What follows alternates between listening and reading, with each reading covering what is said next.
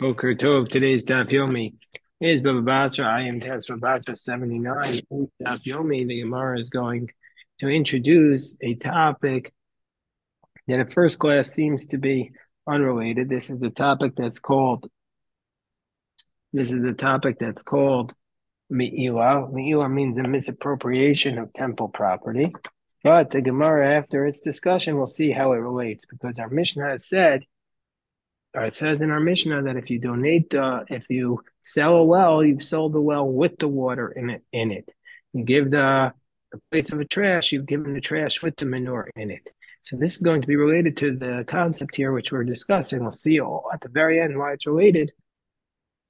But the concept is called me'ila, that if you take something that belongs to the temple and you use it for your own benefit, if it was done intentionally, you're chayav kares. You're liable for the severe penalty from heaven called kares. But if you do it accidentally, you have to bring the korban asham, you have to pay back the money plus 1/5.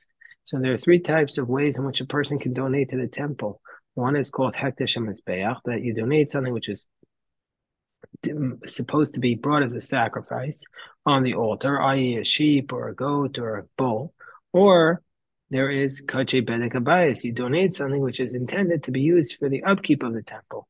For example, a silver or gold utensil for the use in the utensils of the temple, or a stone for the maintenance of the building. And then there's something which can't be used even neither for the altar nor for the bedek habayis, and that's something that just has to be sold.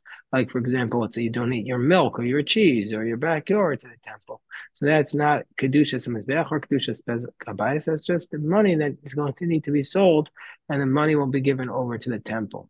So now, in that context, the Mishnah tells us, Tanan Hasa, we learned in the Mishnah Me'ila. So the Gemara in 79a, around 8 lines from the top, tells us, Kol Aroy Mizbeach, anything that is appropriate to be brought on the altar, but is not appropriate to be used for the upkeep of the temple, or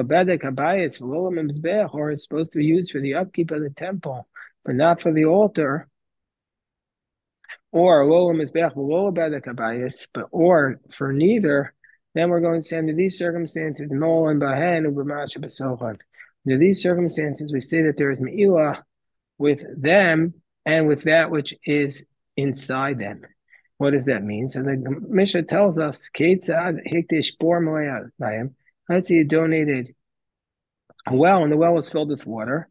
Ash was a trash was filled with manure. Shovach moeyonim, a dovecote filled with doves, or a sada asafim, or a field filled with grass. Ilan nosoi peros, a tree filled with its fruits. Molen behenu mach besochon. So then the me'ilah, the sin of misusing temple property applies not only to the well, but also to what's in it, the water, not only to the trash, but also what's in it, the manure, not only to the tree, but also what's on it, the fruits. But now we have the next scenario, and this is where there's going to be the debate of once you donated a well, and then it became filled with water. Or you donated the trash, and then it became filled with manure. Or or the dovecote, and then it became filled with the doves. Or ilan peros, or the tree, and then it became filled with the fruits. Or or the field, and then it became filled with the grass. Rabbi Yehuda's other position, then you are considered to have misappropriated them, but not that which is in them. And so therefore there's only the me'ilah on the core item, and not the additions that came in after the donation, not the water, not the fruit, not the grass, not the manure. All those things are excluded because they weren't part of the original donation. That's the position of Rabbi Yehuda, whereas Rabbi Yossi disagrees. And let's look at Rabbi Yossi's words carefully. It's going to be the subject of the next few lines of the debate in the Gemara. Rabbi Yossi says, "Hamakdish es hasadeh ve'esa ilan molen bahen ubegiduleyen imnei shehin gidulei hekdesh." Rabbi Yossi says, if you dedicated to the temple your tree and your field, not only is the meal on them, but the meal is also on the items that grow from them, meaning the grass and the fruit, because that's what's called gidule hekdesh, something that grows from the temple property. This is called gidule hekdesh. So we see from here that according to Rabbi Yossi, if something grows from the sacred property, it's sacred as well. This we should just stop for a moment. Take out a beautiful musar from this is that we have no idea of the ability of when we do something holy, hektish, we have no idea of the ability of what it can create and grow in the future. Gidule hektish is holy according to Rabbi Yossi. No idea if we do a positive act, if we teach somebody something, if we do an act of chesed, we help somebody, help a little child. No idea how the ramifications of that will be. We let somebody enable somebody to do a mitzvah or just kind even to an animal. We have no idea the kindness that can occur, the holy items that can come. The Gidui Hektish is also holy. So the Gemara now that we've seen this dispute between Rabbi Yehuda, who says the item itself is holy, but not anything that comes after it. And Rabbi Yossi says, no, even the item that comes after it is holy if it is a fruit on a tree or a grass in a field. So the Gemara says, Tanya, Amar Rabbi, we have a brayso where Rabbi spoke about this, and he said, Nirin divrei Rabbi Yehuda. He says, I agree with Rabbi Yehuda that it's not holy if it comes afterwards by a bor and a shovach, by a well and a dovecote. For divrei Rabbi Yossi, and I also agree with Rabbi Yossi, besada ve'ilan. I agree with Rabbi Yossi that it is holy, what comes afterwards, by a field and a tree. That's what Rebbe said. So the Gemara says, wait 1 second. I don't understand what Rebbe's telling us here. What does this mean? Hi, my. What does this refer to? Bishlam near and Rabbi Yehuda. I understand that when we say that this is the position of Rabbi Yehuda by a bor and a shovach, that I understand when Rebbe says, I agree with Rabbi Yehuda by a well and a dovecote, that whatever comes afterwards is not holy. But that the implication is Mikal the Polygas the Ilan.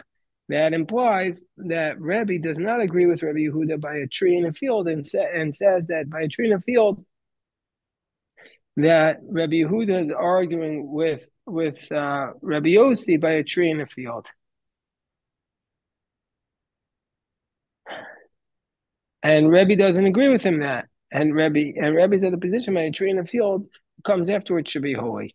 Ella nearer and different Rabbi Yossi besade be'ilam, but he says, I agree with Rabbi Yossi by a tree and a field. That implies, and we call it the polag before Shavach.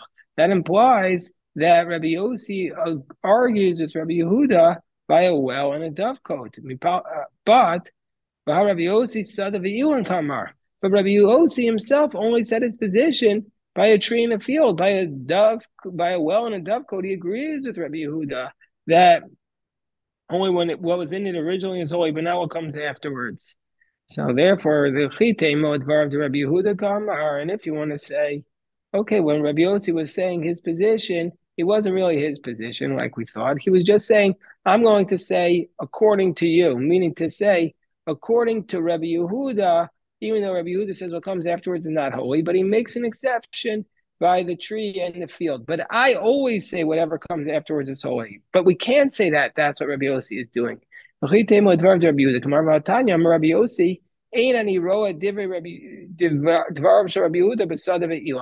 there's a price where Rabbi Yossi says explicitly, I don't agree with Rabbi Yehuda by a field and a tree, because the field and the tree are gidui hektish, which meaning they grow from the sacred items. So that's where I don't agree with him, which implies very clearly Besada v'ilan hudei don't know. He doesn't agree with Rabbi Yehuda by a tree in a field, but by a well and a dovecote, he does agree with Rabbi Yehuda that whatever comes afterwards is not holy. So therefore, what does Rabbi mean when he says he agrees with Rabbi Yehuda by a well and a dovecote and with Rabbi Yossi by a tree in a field? Because it doesn't make sense. Therefore, the Gemara says we have to reanalyze what Rabbi said. So therefore, the Gemara says the following. This is what Rebbe is saying. Near in divrei Rabbi Yehuda or Rabbi Yossi before Shavach. All he said was Rabbi Yossi agrees with Rabbi Yehuda by a well and a dovecote that whatever comes afterwards is not hektish. Sha'af Rabbi Yossi lo nechalako of ela b'sada ve'ilan. Rabbi Yossi only argues by a tree in the field. But by the well and the dovecote, Modile, he's going to agree with Rabbi Yehuda. Now we're going to say under those circumstances, Whatever comes afterwards is not holy. Tana Rabbanan, the rabbis taught. So now in this context, the Gemara is going to bring an additional dispute about this. Hikdishan, well, first we cite the Bryce. Hikdishan Reikanan V'akach Nitmalo. So this is like what we were talking about. Let's say you consecrated, let's say, the well when it was empty and then it became full. Moen Bahem Ve'moen, but I shouldn't have said that. Actually, here we're going to debate what exactly is the ukimta of this Bryce. So first it says Hikdishan Reikan. You consecrated something when it was empty. We're not sure what. Moen Bahen Ve'en Moen B'masha B'sochad. Then we're going to say the item itself, there's Me'ilah is hektish, but not on what came afterwards. So Rebbe Lezer, Rebbe Shimon, or Rebbe Lezer, the son of Rebbe Shimon, taught Avmon b'mash v'sochad. There's also Me'ilah on what comes afterwards. So the Gemara says, what's this dispute between Rebbe Lezer, Rebbe Shimon, and the Tanna Kama here? What's the scenario which they're arguing? So Amarab Machokas Besad V'ilan. So Rabba says this is the exact same dispute as Rabbi Yossi and Rabbi Yehuda, that they're only arguing in a scenario by a tree in a field where you dedicated a tree or a field, and then afterwards it grew the fruit or grew the vegetables. And the Tanna Kama here is like Rabbi Yehuda says that what comes afterwards is not holy, whereas Rabbi Elazar Shimon is like Rabbi Yossi that says what comes afterwards is holy. That's how Rabba says. Very easy, Brisa, to explain according to him.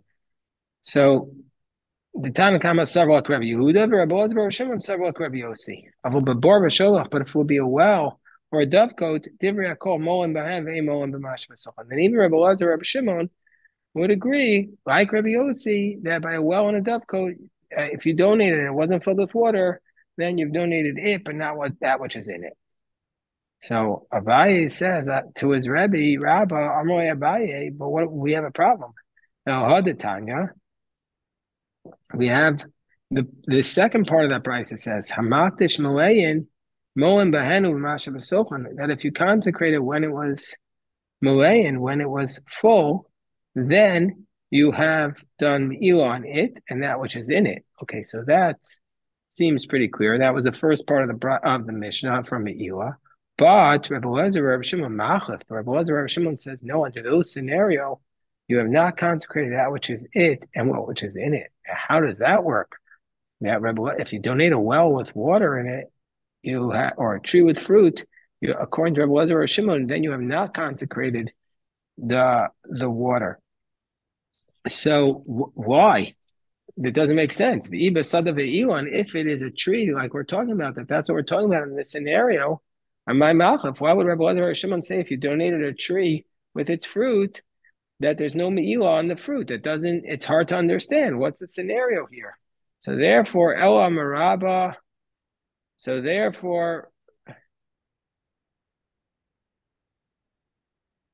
therefore Rabbah says we have to change it back. And we're saying this Bryce is not talking about a case based upon a student Abaye's question. Rabbah says this Bryce is not referring to a tree and its fruit, but it's referring to a well and water.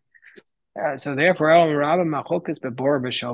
that's where Rebbe Lezer, Rebbe Shimon says, even if you donated the well without the water, and then the water comes in afterwards, then we're going to say he's even more strict than Rebbe Yossi. He says even in that scenario, you're going to assume that the water there's Me'ilah on the water.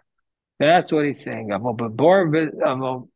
where there's the dispute by the well and the water. But by a field and a tree, but if it was a tree or a field, then even Tanna Kama in our brisa would say that there's going to be considered Me'ilah on the fruits and on the growth in the field that comes afterwards. So the Gemara says, well, let's analyze this brisa and see what we're talking about. Let's say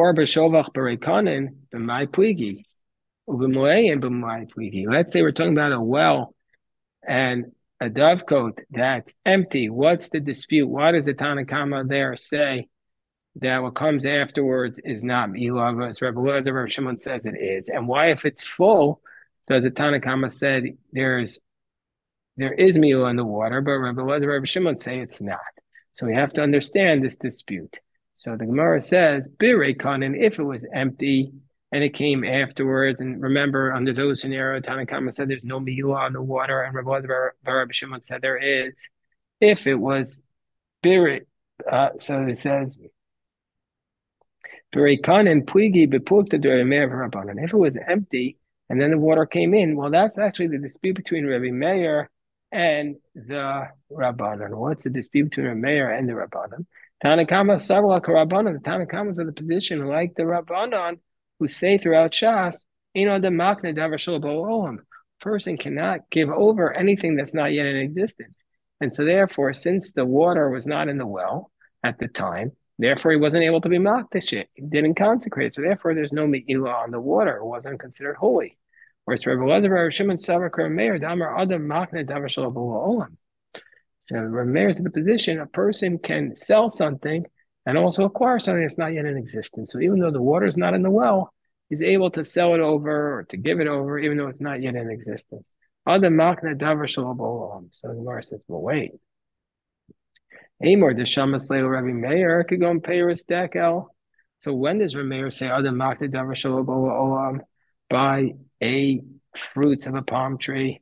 Davidi da Asu.